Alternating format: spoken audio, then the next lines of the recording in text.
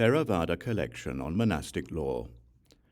A translation of the Pali Vinaya Pitaka into English, translated by Bhikkhu Brahmali and read by Angus Cargill. Pataligama. When the Buddha had stayed at Rajgaya for as long as he liked, he set out wandering toward Pataligama with a large Sangha of 1,250 monks. When he eventually arrived, he stayed there. When the lay followers of Pataligama heard that he had arrived, they went to see him, bowed and sat down on one side. The Buddha instructed, inspired, and gladdened them with a teaching. They then said to the Buddha, "Sir, please visit our guest house together with the Sangha of monks." The Buddha consented by remaining silent. Knowing that he had consented, they got up from their seats, bowed down, and circumambulated him with their right sides toward him. They then went to the guest house, spread mats on the floor, prepared seats, put out a large water pot, and hung up an oil lamp, after which they returned to the Buddha, bowed, and told him that everything was prepared, adding, "Sir, please come when you are ready." The Buddha robed up, took his bowl and robe, and went to the guest house together with the Sangha of monks. He washed his feet, entered the guest house, and sat down facing the east, leaning on the central pillar. The monks washed their feet too, entered the guest house, and sat down facing east, with the Buddha in front of them, leaning against the western wall.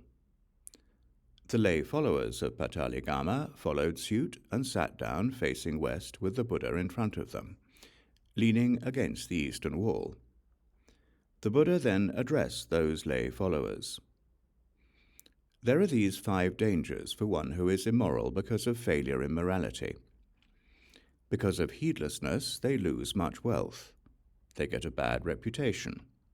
Whenever they come to a gathering of people, whether a gathering of aristocrats, Brahmins, householders, or monastics, they are shy and timid.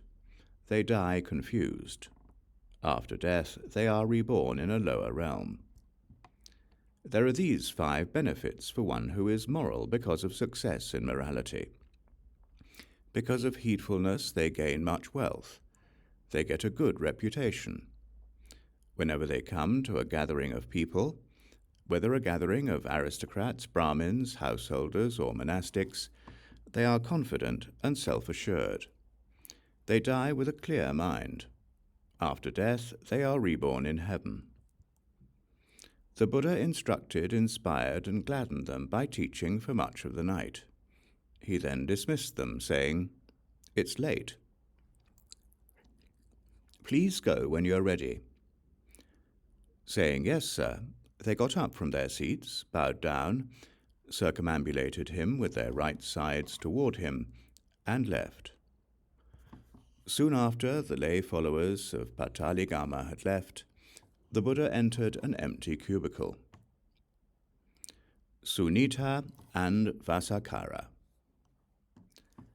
At that time, Sunita and Vasakara, the government officials of Magadha, were building a fortress at Pataligama to defend against the Vajjayans. The Buddha got up early in the morning, and with his superhuman and purified clairvoyance, he saw a number of gods taking possession of sites around Pataligama. And wherever powerful gods took possession of a site was where powerful kings and government officials tended to build their houses. Wherever gods of middle standing took possession of a site was where the kings and government officials of middle standing tended to build their houses. Wherever the lower-ranked gods took possession of a site was where the lower-ranked kings and government officials tended to build their houses. The Buddha said to Venerable Ananda, "Who's building a fortress in Pataligama?" "Sunita and Vasakara, sir." "They are building the fortress, Ananda, as if they had consulted with the Tavatimsa gods." The Buddha told Ananda what he had seen, adding, "As far, Ananda, as the extent of the Indian realm, As far as the routes of commerce, Pataliputta will be the chief city, the destination for merchandise. And there will be 3 dangers for Pataliputta: fire, water, and internal descent. Sunita and Vasakara then went to the Buddha and exchanged pleasantries with him, adding, "Please accept tomorrow's meal from us, together with the Sangha of monks." The Buddha consented by remaining silent. Knowing that he had consented, they left. Having had various kinds of fine foods prepared, they had the Buddha informed that the meal was ready. The Buddha robed up, took his bowl and robe, and went to Sunita and Vasakara's meal offering, where he sat down on the prepared seat together with the Sangha of monks. Sunita and Vasakara then personally served various kinds of fine foods to the Sangha of monks headed by the Buddha. When the Buddha had finished his meal, they sat down to one side. And the Buddha expressed his appreciation with these verses. "In whatever place the wise decide to live, there they feed the virtuous, the restrained monastics. One should dedicate the offering to whatever gods are there. Being revered and honored, they return the favor to you, and they have compassion for you, as a mother for her own child. The person the gods have compassion for always has good fortune." The Buddha then got up from his seat and left. But Sunita and Vasakara followed behind him, thinking, "Whatever gate the ascetic Gautama leaves from, we'll name the Gautama Gate. Whatever ford he uses to cross the river Ganges, we'll name the Gautama Ford." And so the gate through which he left was named the Gautama Gate. The Buddha then went to the river Ganges. At that time, the river was full to the brim.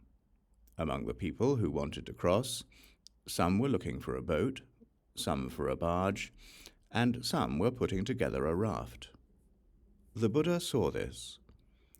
Then, just as a strong man might bend or stretch his arm, the Buddha disappeared on the near side of the river and reappeared on the far shore, together with the Sangha of monks. Seeing the significance of this, the Buddha uttered a heartfelt exclamation. "Whoever crosses the flowing mass of water, they build a bridge, leaving the water behind. While ordinary people put together a raft, the wise have crossed already." 16. Discussion of the truths at Kotigama.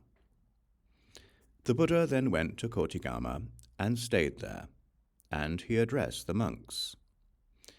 "It's because of not awakening to or penetrating these 4 noble truths that you and I have wandered on and transmigrated for such a long time.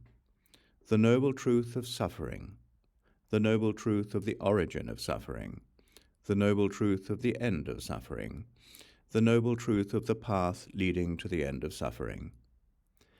But now, monks, the noble truth of suffering has been awakened to and penetrated. Likewise, the noble truth of the origin of suffering, the noble truth of the end of suffering, and the noble truth of the path leading to the end of suffering. Craving for existence has been cut off. The passage to existence has been destroyed. Now there is no further existence. Because of not properly seeing the 4 noble truths, you have transmigrated for a long time among the various kinds of rebirth. But now they have been seen. The passage to existence has been destroyed. The root of suffering has been cut off, and there is no further existence. 17 to 18. The account of Ambapali and the Lichavis. The courtesan Ambapali heard that the Buddha had arrived at Kotigama.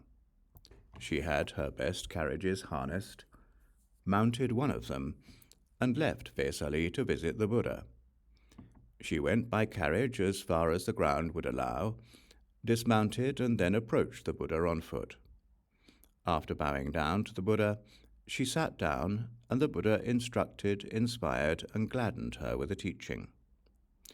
She then said to the Buddha, "Sir, please accept tomorrow's meal from me, together with the Sangha of monks." The Buddha consented by remaining silent. Knowing that he had consented, she got up from her seat, bowed down, circumambulated him with her right side toward him, and left. The Likhabis of Vesali, too, heard that the Buddha had arrived at Kotigama. They had their best carriages harnessed, mounted one of them, and left Vesali to visit the Buddha. Some of them wore blue with blue makeup, blue clothes and blue ornaments, and likewise some of them wore yellow, some red, and some white. When Ambapali met the young Likhabis, she turned her carriage around and drove up next to them, pole to pole, yoke to yoke, wheel to wheel, axle to axle. The Likhabis said, "What on earth are you doing?" And she replied, "I'm doing it, sirs, because I've invited the Buddha and the Sangha of monks for tomorrow's meal." "We'll give you 100,000 for this meal, Ambapali." "Even if you gave me the whole of Vesali and the adjoining countryside, I would not give you this meal." The Likhabis snapped their fingers in dismay, saying, "Damn it, we've been beaten by the mango woman." And they continued on their way to Buddha. When the Buddha saw them coming, he said to the monks, "Those of you who haven't seen the Tavatimsa gods, look at the Likhabis. The Likhabis are similar to the Tavatimsa gods."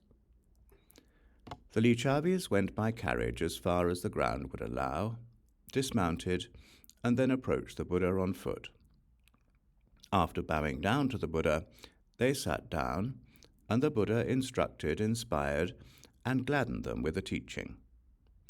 They then said to the Buddha, "Sir, please accept tomorrow's meal from us, together with the Sangha of monks." "I have already accepted tomorrow's meal from Ambapali." The Likhabis snapped their fingers in dismay, saying, "Damn it, we've been beaten by the mango woman." After rejoicing in the Buddha's words, they got up from their seats, bowed down, circumambulated him with their right sides toward him, and left. When the Buddha had stayed at Kotigama for as long as he liked, he went to Natika, where he stayed in the brick guest house. The following morning, Ambapali had various kinds of fine foods prepared in her own park. She then had the Buddha informed that the meal was ready. The Buddha robed up, took his bowl and robe, and went to Ambapali's meal offering, where he sat down on the prepared seat together with the Sangha of monks. Ambapali personally served various kinds of fine foods to the Sangha of monks, headed by the Buddha.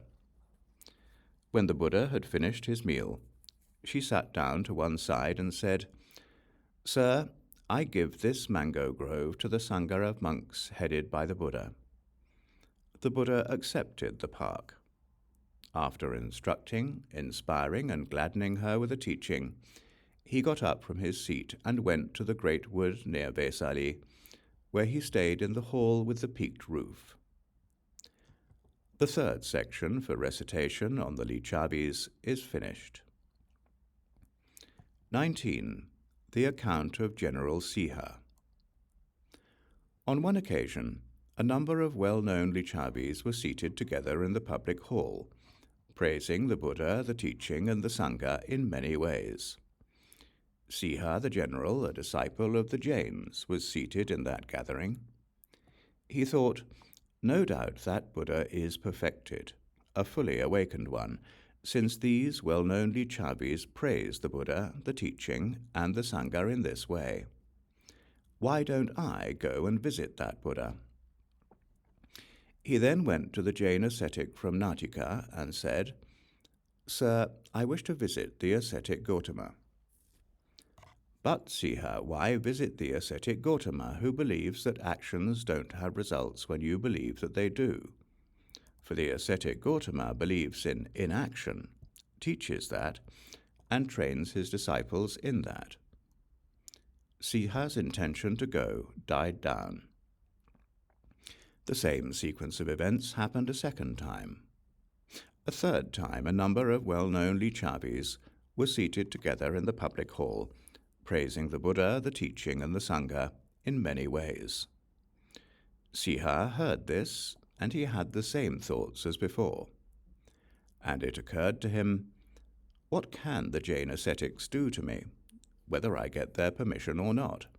Let me go and visit the Buddha, the perfected and fully awakened one, without getting permission from the Jains. Soon afterwards, in the middle of the day, General Siha set out from Vesali with 500 carriages to visit the Buddha. He went by carriage as far as the ground would allow, dismounted, and then approached the Buddha on foot. He bowed, sat down, and said, "Sir, I have heard that the ascetic Gautama believes in inaction, that he teaches inaction, and that he trains his disciples in that. Those who say this, do they say what you have said without falsely misrepresenting you? Do they explain according to the teaching, so that they can't be legitimately criticized? I don't wish to misrepresent you." There's a way, Siha, one could rightly say of me that I believe in inaction, that I teach inaction, and that I train my disciples in that. What's that way? I teach the non-doing of misconduct by body, speech, and mind. I teach the non-doing of the various kinds of bad and unwholesome actions. There's also a way one could rightly say of me that I believe in action, that I teach action, and that I train my disciples in that. What's that way? I teach the doing of good conduct by body, speech, and mind. I teach the doing of the various kinds of good and wholesome actions. There's a way one could rightly say of me that I am an annihilationist, that I teach for the sake of annihilation, and that I train my disciples in that. What's that way? I teach the annihilation of sensual desire, ill will, and confusion. I teach the annihilation of the various kinds of bad and unwholesome actions. There's a way one could rightly say of me that I am disgusting, that I teach for the sake of disgust, and that I train my disciples in that. What's that way? I am disgusted by misconduct by body, speech, and mind. I am disgusted by the various kinds of bad and unwholesome qualities. There's a way one could rightly say of me that I'm an exterminator, that I teach for the sake of extermination, and that I train my disciples in that. What's that way? I teach the extermination of sensual desire, ill will, and confusion, the extermination of the various kinds of bad and unwholesome qualities. There's a way one could rightly say of me that I'm austere, that I teach for the sake of austerity, and that I train my disciples in that. What's that way? I say that bad, unwholesome qualities, misconduct by body, speech, and mind, are to be disciplined. One who has abandoned them, cut them off at the root, made them like a palm stump, eradicated them, and made them incapable of reappearing, such a one I call austere. Indeed, the Buddha has abandoned the bad, unwholesome qualities that are to be disciplined, has cut them off at the root, made them like a palm stump, eradicated them, and made them incapable of reappearing. There is a way one could rightly say of me that I'm an abortionist, that I teach for the sake of abortion, and that I train my disciples in that. What's that way? One whose future conception in a womb, whose rebirth in a future life is abandoned and cut off at the root, made like a palm stump, eradicated and incapable of reappearing in the future, such a one I call an abortionist. Indeed, the Buddha's future conception in a womb, his rebirth in a future life, is abandoned and cut off at the root, made like a palm stump, eradicated and incapable of reappearing in the future. There's a way one could rightly say of me that I'm at ease, that I teach for the sake of ease, and that I train my disciples in that. What's that way? I'm at ease in the highest sense. I proclaim my teaching for the sake of ease, and I train my disciples in that. When the Buddha had finished, Sihar exclaimed, "Wonderful, sir, wonderful. Just as one might set upright what's overturned, or reveal what's hidden, or show the way to one who's lost, or bring a lamp into the darkness so that one with eyes might see what's there. Just so has the Buddha made the teaching clear in many ways. I go for refuge to the Buddha, the teaching, and the Sangha of monks. Please accept me as a lay follower who's gone for refuge for life."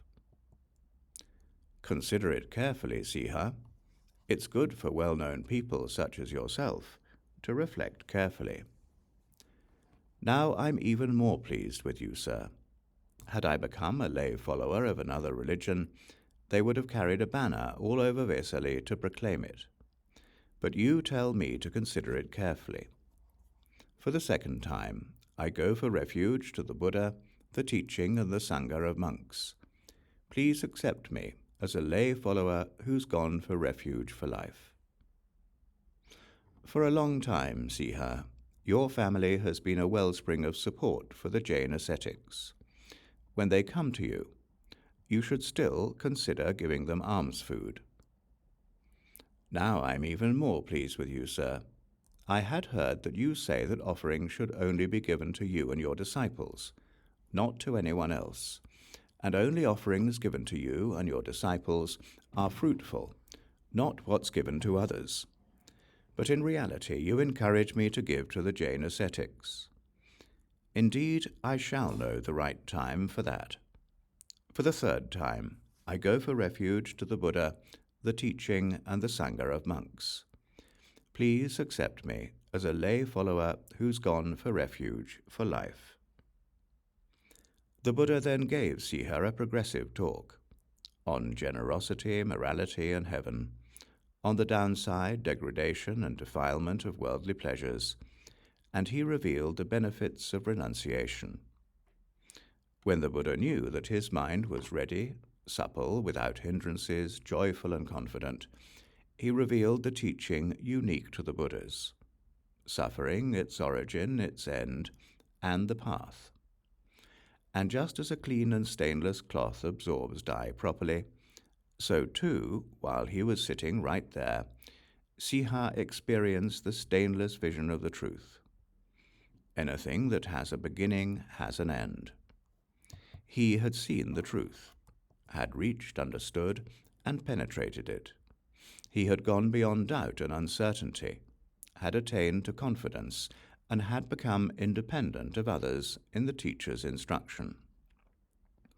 He then said to the Buddha, "Sir, please accept tomorrow's meal from me, together with the Sangha of monks." The Buddha consented by remaining silent. Knowing that the Buddha had consented, Sihar got up from his seat, bowed down, circumambulated the Buddha with his right side toward him, and left. Sihar then told a man, "Go and get some meat." The following morning, Sihar had various kinds of fine foods prepared. He then had the Buddha informed that the meal was ready. The Buddha robed up, took his bowl and robe, and went to General Sihar's house, where he sat down on the prepared seat, together with the Sangha of monks. Just then, a number of Jain ascetics were walking around Vesali, from street to street, from intersection to intersection, waving their arms and calling out, "General Sihar has killed a large animal and made a meal for the ascetic Gautama. The ascetic Gautama is eating that meat, knowing that the animal was killed for his sake." A certain man went up to Sihar and whispered to him what the Jains were doing. Sihar said, "Forget about it. For a long time those venerables have wanted to disparage the Buddha, the teaching, and the Sangha of monks. They'll grow old and still keep on misrepresenting the Buddha with lies. Besides, I wouldn't kill a living being even for the sake of my life. Siha then personally served various kinds of fine foods to the Sangha of monks, headed by the Buddha. When the Buddha had finished his meal, Siha sat down to one side. The Buddha instructed, inspired, and gladdened him with a teaching. He then got up from his seat and left. Soon afterwards, the Buddha gave a teaching and addressed the monks. You shouldn't eat meat when you know the animal was killed for your sake. If you do, you commit an offense of wrong conduct. I allow you to eat meat and fish that's pure in 3 respects. You haven't seen, heard, or suspected that the animal was killed for your sake. The allowance for a food storage area. 20. Some time later in Vesali, there was plenty of food. The crops were abundant, and there was no problem getting by on alms food. Then, while the Buddha was reflecting in private, he thought, those things I allowed the monks when there was a shortage of food, the crops were meagre, and it was hard to get by on alms. That is, what's been stored indoors in a monastery, what's been cooked indoors in a monastery, what's been cooked by the monks themselves, what's been received after picking it up, what's been brought out, what's been received before the meal, what's come out from the forest or a lotus pond. Do the monks still make use of these? When the Buddha had come out from seclusion, he asked Venerable Ananda about this. He replied, they do, sir. Soon afterwards, the Buddha gave a teaching and addressed the monks. Those things I allowed you when there was a shortage of food, the crops were meagre, and it was hard to get by on alms, I prohibit from today onward. You shouldn't eat what's been stored indoors in a monastery, what's been cooked indoors in a monastery, what's been cooked by yourselves, or what's been received after picking it up. If you do, you commit an offense of wrong conduct. If you have finished your meal and refused an invitation to eat more, you shouldn't eat non-leftovers that have been brought out, that have been received before the meal, or that have come from the forest or a lotus pond. If you do, you should be dealt with according to the rule. At that time, people from the country loaded much salt, oil, rice, and fresh food onto carts, brought them to outside the monastery gatehouse, and waited for their turn to cook a meal. Just then a storm was approaching. Those people went to Venerable Ananda and told him what was happening, adding, what should we do now? Ananda told the Buddha, who said, well then, Ananda, the Sangha should designate a building at the edge of the monastery as a food storage area, and then store the food there, whether a dwelling, a stilt house, or a cave. And it should be done like this. A competent and capable monk should inform the Sangha, please, Venerables, I ask the Sangha to listen. If the Sangha is ready, it should designate such and such a dwelling as a food storage area. This is the motion. Please, Venerables, I ask the Sangha to listen. The Sangha designates such and such a dwelling as a food storage area. Any monk who approves of designating such and such a dwelling as a food storage area should remain silent. Any monk who doesn't approve should speak up. The Sangha has designated such and such a dwelling as a food storage area. The Sangha approves and is therefore silent. I'll remember it thus. Soon afterwards, people used the designated food storage area for various purposes: to cook congee and rice, to prepare curries, to chop meat, and to split firewood. Getting up early in the morning, the Buddha heard loud noises like the cawing of crows. He asked Venerable Ananda what was going on, and Ananda told him. Soon afterwards, the Buddha gave a teaching and addressed the monks. You shouldn't use a designated food storage area. If you do, you commit an offense of wrong conduct. I allow 3 places as food storage areas, a building made according to a proclamation, a building where cows rest, and a place given for the purpose by a householder. Soon afterwards, Venerable Yasoja was sick. People brought him tonics, and the monks stored them outside. Vermin ate them, and thieves stole them. I allow you to use a designated food storage area. I allow 4 places as food storage areas, a building made according to a proclamation, a cow stall, a building given for the purpose by a householder, and a building designated by the Sangha. The 4th section for recitation on Siha is finished. 21. The account of the householder Mendaka. At that time in the town of Badia, there was a householder called Mendaka, who had supernormal powers. He would wash his hair, sweep out his granary, and sit down outside the door. A shower of grain would then fall out of the sky and fill his granary. His wife, too, had supernormal powers. She would sit down next to a pot of rice and a pot of curry and serve a meal to the slaves, servants, and workers. The food would not be exhausted until she got up. His son, too, had supernormal powers. He would get a bag containing 1,000 coins and give the slaves, servants, and workers their wages for 6 months. That purse would not go empty as long as he held it. His daughter-in-law, too, had supernormal powers.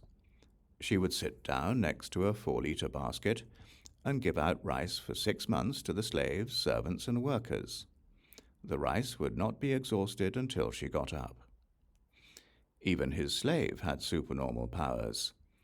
While ploughing with a single plough, he made 7 furrows. King Senia Bimbisara of Magadha heard that within his kingdom, in the town of Badia, there was a householder called Mendaka with all these abilities. The king told the official in charge of practical affairs about this, adding, "Go and investigate it. If you see it, it will be as if I see it myself." Saying, "Yes, sir," he set out for Badia with the 4-fold army. When he eventually arrived, he went up to Mendaka and said, "I've been told by the king to investigate your supernormal powers. Please show them to me." Mendaka then washed his hair, swept out his granary, and sat down outside the door. A shower of grain fell out of the sky and filled his granary.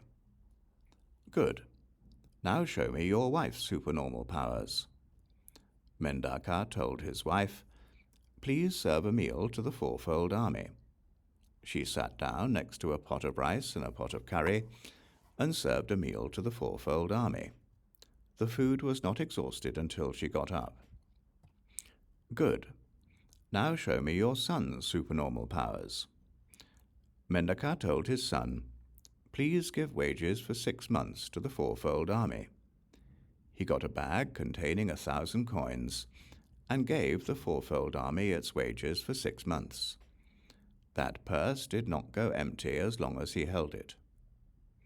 "Good. Now show me your daughter-in-law's supernormal powers."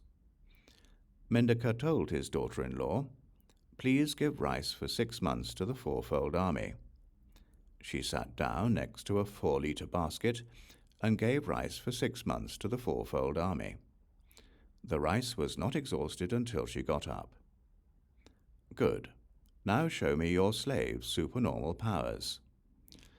"Sir, we have to go to the field to see that." "Forget about it then. I consider it as seen." That official then returned to Rajgaya with the 4-fold army and told the king what had happened. When the Buddha had stayed at Vesali for as long as he liked, he set out wandering towards Badia with a large Sangha of 1,250 monks. When he eventually arrived, he stayed in the Jatiya grove. Mendaka heard, "Sir, the ascetic Gautama, the Sakyan, who has gone forth from the Sakyan clan, has arrived at Badia and is staying in the Jatiya Grove with a large Sangha of 1,250 monks. That good Gautama has a fine reputation. He's a Buddha, perfected and fully awakened, complete in insight and conduct, happy, knower of the world, supreme leader of trainable people, teacher of gods and humans, awakened, a Buddha. With his own insight, he has seen this world with its gods, its lords of death, and its supreme beings, this society with its monastics and Brahmins, its gods and humans, and he makes it known to others. He has a teaching that's good in the beginning, good in the middle, and good in the end. It has a true goal and is well articulated. He sets out a perfectly complete and pure spiritual life. It's good to see such perfected ones. Mendaka then had his best carriages harnessed, mounted one of them, and set out from Badia to visit the Buddha. A number of monastics from other religions saw Mendaka coming, and they said to him, "Where are you going, householder?" "I'm going to visit the Buddha, sir, the ascetic Gautama." "But why visit the ascetic Gautama who believes that actions don't have results, when you believe that they do?" For the ascetic Gautama believes in inaction, teaches that, and trains his disciples in that. Mendaka thought, no doubt he must be a Buddha, a perfect and fully awakened one, since these monastics of other religions are jealous. He then went by carriage as far as the ground would allow, dismounted, and then approached the Buddha on foot. After bowing down to the Buddha, he sat down, and the Buddha gave him a progressive talk on generosity, morality, and heaven, on the downside, degradation, and defilement of worldly pleasures, and he revealed the benefits of renunciation. When the Buddha knew that his mind was ready, supple, without hindrances, joyful and confident, he revealed the teaching unique to the Buddhas: suffering, its origin, its end, and the path. And just as a clean and stainless cloth absorbs dye properly, so too, while he was sitting right there, Mendaka experienced the stainless vision of the truth. Anything that has a beginning has an end. He had seen the truth, had reached, understood, and penetrated it. He had gone beyond doubt and uncertainty, had attained to confidence, and had become independent of others in the teacher's instruction. He then said to the Buddha, "Wonderful, sir, wonderful. Just as one might set upright what's overturned, or reveal what's hidden, or show the way to one who's lost, or bring a lamp into the darkness so that one with eyes might see what's there, so has the Buddha made the teaching clear in many ways. I go for refuge to the Buddha, the teaching, and the Sangha of monks. Please accept me as a lay follower who's gone for refuge for life. And please accept tomorrow's meal from me, together with the Sangha of monks." The Buddha consented by remaining silent. Knowing that the Buddha had consented, Mendaka got up from his seat, bowed down, circumambulated the Buddha with his right side toward him, and left. The following morning, Mendaka had various kinds of fine foods prepared, and then had the Buddha informed that the meal was ready. The Buddha robed up, took his bowl and robe, and went to Mendaka's house, where he sat down on the prepared seat, together with the Sangha of monks. Then Mendaka's wife, son, daughter-in-law, and slave approached the Buddha, bowed, and sat down. The Buddha gave them a progressive talk, just as he had done to Mendaka. They too experienced the stainless vision of the truth, and they expressed their appreciation in the same way, and became lay followers. Mendaka then personally served various kinds of fine foods to the Sangha of monks, headed by the Buddha. When the Buddha had finished his meal, Mendaka sat down to one side and said, "Sir, as long as you're staying in Badia, I would like to offer a regular meal to the Sangha of monks headed by the Buddha. The Buddha then instructed, inspired, and gladdened him with a teaching, after which he got up from his seat and left. 22. The allowance for the 5 products of a cow, etc. When the Buddha had stayed at Badiya for as long as he liked, he set out wandering towards Anguttarapa with a large sangha of 1,250 monks. He had not informed Mendaka. When Mendaka heard about it, he told his slaves and workers, "Load lots of salt, oil, rice, and fresh food onto the carts, and bring along 1,250 cowherds and 1,250 dairy cows. We'll give the Buddha fresh milk wherever we see him." Mendaka caught up with the Buddha while he was crossing a wilderness area. Mendaka approached the Buddha, bowed down, and said, "Sir, please accept tomorrow's meal from me together with the sangha of monks." The Buddha consented by remaining silent. Knowing that the Buddha had consented, Mendaka bowed down, circumambulated the Buddha with his right side toward him, and left. The following morning, Mendaka had various kinds of fine foods prepared, and then had the Buddha informed that the meal was ready. The Buddha robed up, took his bowl and robe, and went to Mendaka's meal offering, where he sat down on the prepared seat, together with the sangha of monks. Mendaka told the 1,250 cowherds, "Listen, bring 1 cow for each and every monk, and give them fresh milk."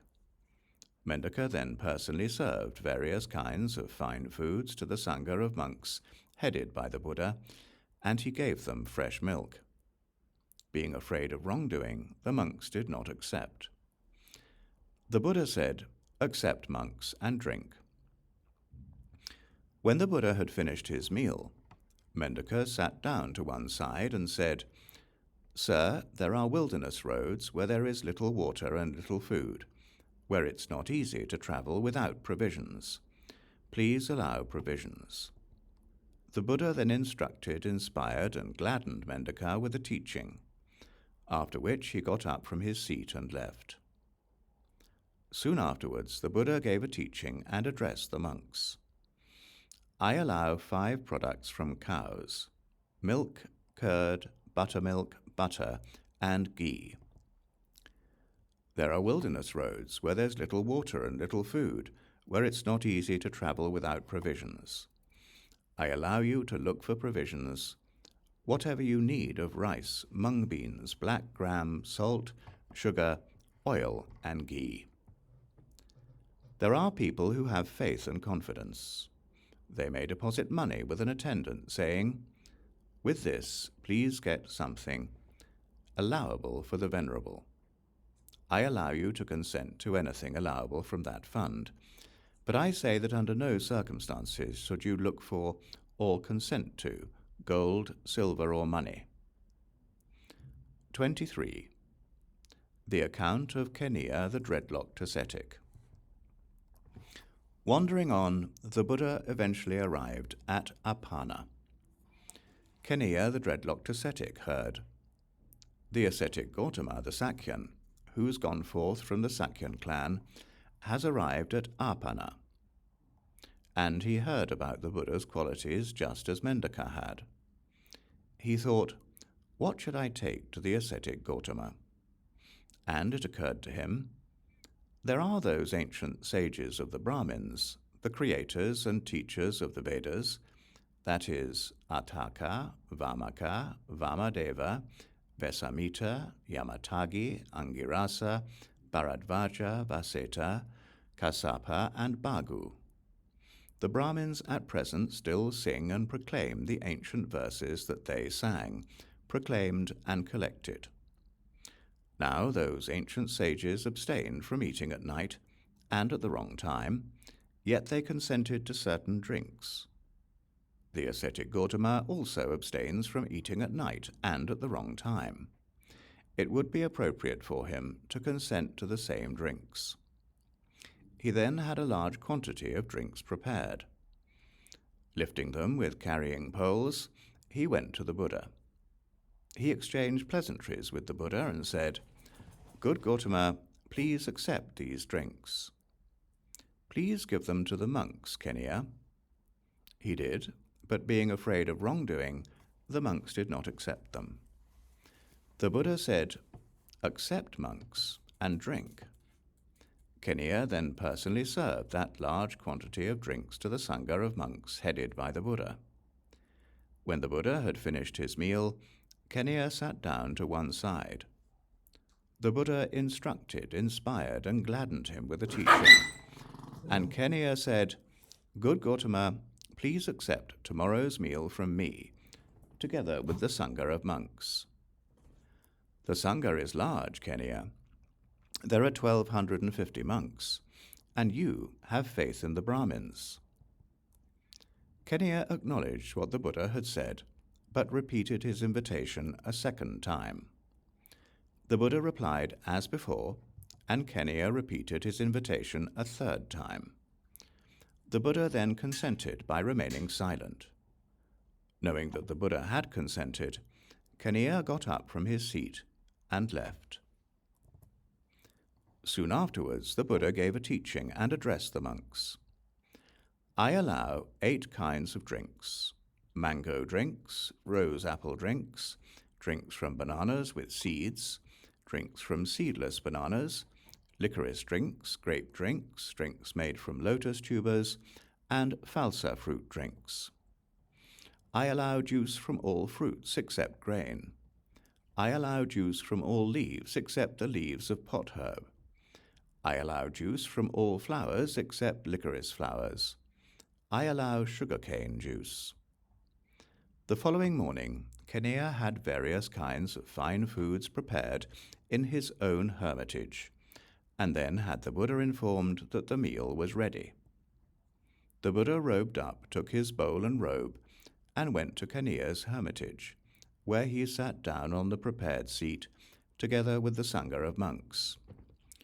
Kenia then personally served various kinds of fine foods to the Sangha of monks, headed by the Buddha. When the Buddha had finished his meal, Kenia sat down to one side, and the Buddha expressed his appreciation with these verses. "Sacrifice is the best fire worship. Saviti the best meter. A king is the best of humans. The ocean the chief of rivers. The moon is the best in the night sky. The sun the best of all that shines.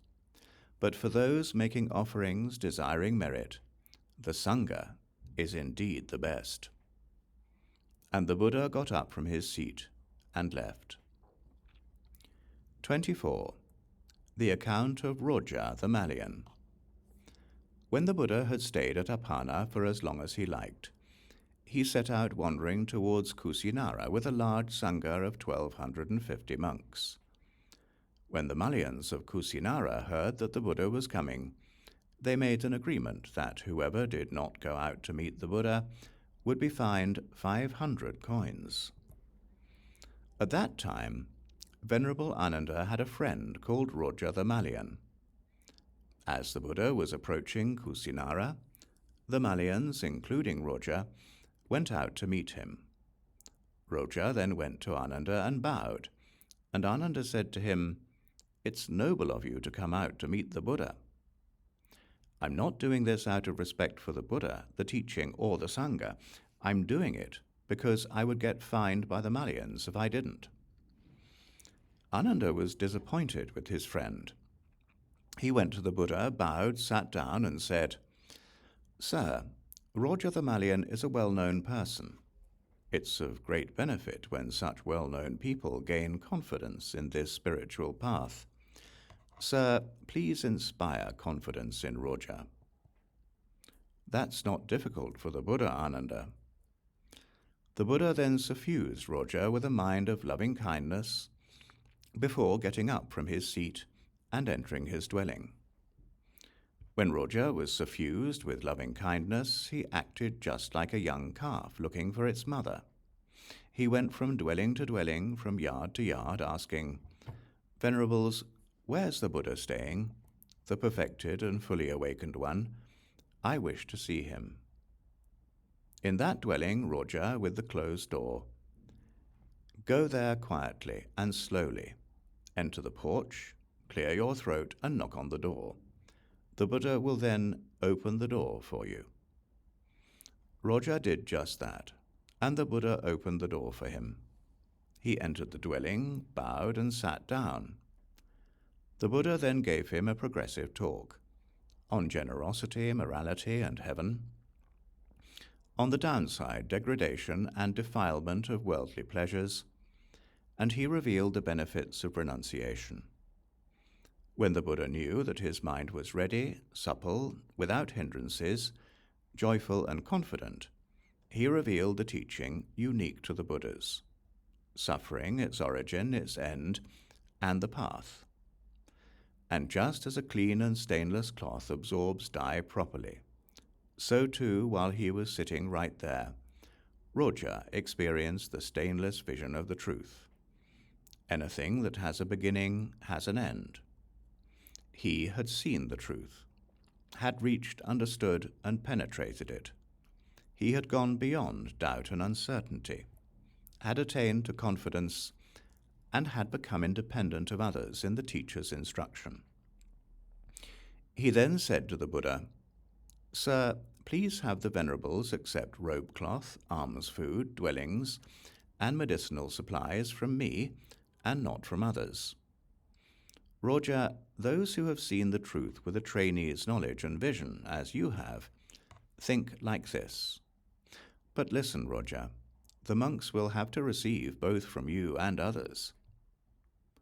At this time in Kusinara there was a succession of fine meals. Not being able to get a turn, Roja thought, why don't I inspect the dining hall and then prepare whatever is lacking? When he did, he saw that two things were missing: pot herbs and fresh food made of flour. He then went to Venerable Ananda and told him what he had been thinking, adding, "Venerable Ananda, if I were to prepare pot herbs and fresh food made of flour, would the Buddha accept it?" "Well, Roja, let me ask the Buddha." Venerable Ananda told the Buddha, who said, "Allow it to be prepared, Ananda." Ananda passed the message on to Roja. The following morning, Roja prepared much pot herb and fresh food made with flour and brought it to the Buddha, saying, "Sir, please accept the pot herb and the fresh food made with flour." "Well then, Roja, give it to the monks." He did, but being afraid of wrongdoing, they did not accept. The Buddha said, "Accept, monks, and eat." Roja then personally served much pot herb and fresh food made with flour to the Sangha of monks headed by the Buddha. When the Buddha had finished his meal, Roja sat down to one side. The Buddha instructed, inspired, and gladdened him with the teaching, after which he got up from his seat and left. Soon afterwards, the Buddha gave a teaching and addressed the monks. "I allow all pot herbs and all fresh food made of flour." The account of the one who had gone forth when old. 25. When the Buddha had stayed at Kusinara for as long as he liked, he set out wandering towards Atuma, with a large Sangha of 1,250 monks. At that time at Atuma, there was a monk who was previously a barber, and who had gone forth when old. He had 2 boys, sweet-voiced and articulate, who were skilled barbers. The monk who had gone forth when old heard that the Buddha was coming to Atuma, and he said to those boys, "The Buddha is coming to Atuma with a large Sangha of 1,250 monks. Now go and get the barber equipment, and then go from house to house with a box and collect soil, salt, oil, rice, and fresh food. When the Buddha has arrived, we'll make a congee drink." Saying yes, they did just that.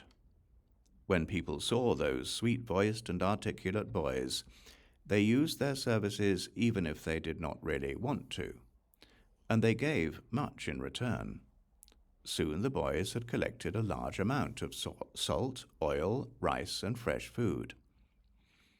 When the Buddha eventually arrived at Atuma, he stayed in a dwelling made of husk.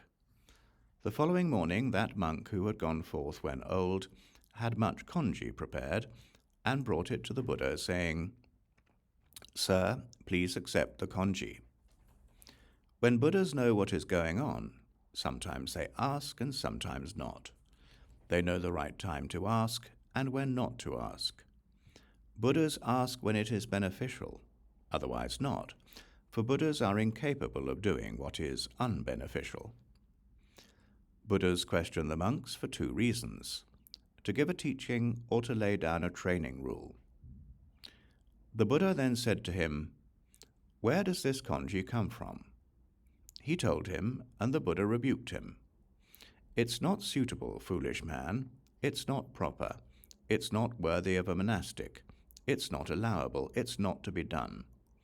How can you, who have gone forth, encourage others in what's allowable?" Unallowable. This will affect people's confidence. After rebuking him, he gave a teaching and addressed the monks. You shouldn't encourage others to do what's unallowable. If you do, you commit an offense of wrong conduct. And if you were previously a barber, you shouldn't carry barber equipment around. If you do, you commit an offense of wrong conduct. When the Buddha had stayed at Atuma for as long as he liked, he set out wandering towards Savatthi. When he eventually arrived, he stayed in the Jeta Grove, Anathapindika's monastery. At that time in Savatthi there was much fruit. The monks thought, which fruits has the Buddha allowed and which not? They told the Buddha, "I allow all fruits." On one occasion, seeds belonging to the Sangha had been planted on land belonging to an individual, and seeds belonging to an individual on land belonging to the Sangha. If seeds belonging to the Sangha have been planted on land belonging to an individual, that person should be given a share, and the produce may then be eaten. If seeds belonging to an individual have been planted on land belonging to the Sangha should be given a share, and the produce may then be eaten. 26. Discussion of the Four Great Standards. At that time, the monks were anxious about all sorts of matters, thinking, what has the Buddha allowed and what hasn't he allowed? They told the Buddha, "If I haven't specifically prohibited something, then it's unallowable to you if it's similar to what's unallowable and opposed to what's allowable. If I haven't specifically prohibited something, then it's allowable to you if it's similar to what's allowable and opposed to what's unallowable. If I haven't specifically allowed something, then it's unallowable to you if it's similar to what's unallowable and opposed to what's allowable. If I haven't specifically allowed something, then it's allowable to you if it's similar to what's allowable and opposed to what's unallowable." Then the monks thought, are post-midday tonics mixed with ordinary food allowable or unallowable? Are 7-day tonics mixed with ordinary food allowable or unallowable? Are lifetime tonics mixed with ordinary food allowable or unallowable? Are 7-day tonics mixed with post-midday tonics allowable or unallowable? Are lifetime tonics mixed with post-midday tonics allowable or unallowable? Are lifetime tonics mixed with 7-day tonics allowable or unallowable? They told the Buddha, when mixed with ordinary food, post-midday tonics are allowable before midday on the day they are received, but not after midday. When mixed with ordinary food, 7-day tonics are allowable before midday on the day they are received, but not after midday. When mixed with ordinary food, lifetime tonics are allowable before midday on the day they are received, but not after midday. When mixed with post-midday tonics, 7-day tonics are allowable after midday on the day they are received, but not beyond dawn. When mixed with post-midday tonics, lifetime tonics are allowable after midday on the day they are received, but not beyond dawn. When mixed with 7-day tonics, lifetime tonics are allowable for 7 days, but not beyond. The 6th chapter on medicines is finished. This is the summary. In autumn, also after midday, fat, about root and with flowers, with bitter, leaf, fruit, gum, salt, and detergent, powder, sieve, and meat, ointment scented, ointment box, luxurious, uncovered, ointment stick case, bag, shoulder strap, string, head oil and nose dropper and smoke, and tube, lid, bag. In a concoction of oil and alcohol, too much, external use, vessel, sweat, and herbs, heavy, and so hemp water. Bathtub and blood, horn, salve for the feet, foot salve, knife and bitter, sesame paste, flour paste, cloth, and mustard seed powder, smoke and with a razor, sore oil, bandage, and filthy, receiving. Feces, excreting, and mixture, lye, chebulic, myrobalan in urine, scented and purgative, clear congee, mung bean broth, oily mung bean broth, meat broth, hillside, monastery, and with 7 days. Sugar, mung beans, and purgative, cooking oneself, reheating, he allowed again when short of food, and fruit, sesame, fresh food, before eating, fever, and removed hemorrhoids, and enema, and soupy, and human flesh, elephant, horse, and dog, snake, lion, leopard, bear, and hyena flesh, and tern and congee. Recent, apart from sugar, Sunida, guest house, Ganges, Koti, speaking the truths, and Ambapali, Lichavi. Killed for plenty of food, he prohibited again. Storm, Yasa, and Mendaka, product of a cow, and with provisions. Cane, mango, rose apple, bananas with seeds, seedless bananas, licorice, grapes, lotus, tubers. Falsa fruit, pot herb, flower. Atatuma, barber. Atsabati, fruit, seed, and about all sorts of matters in the time period. In this chapter there are 106 topics. The chapter on medicines is finished.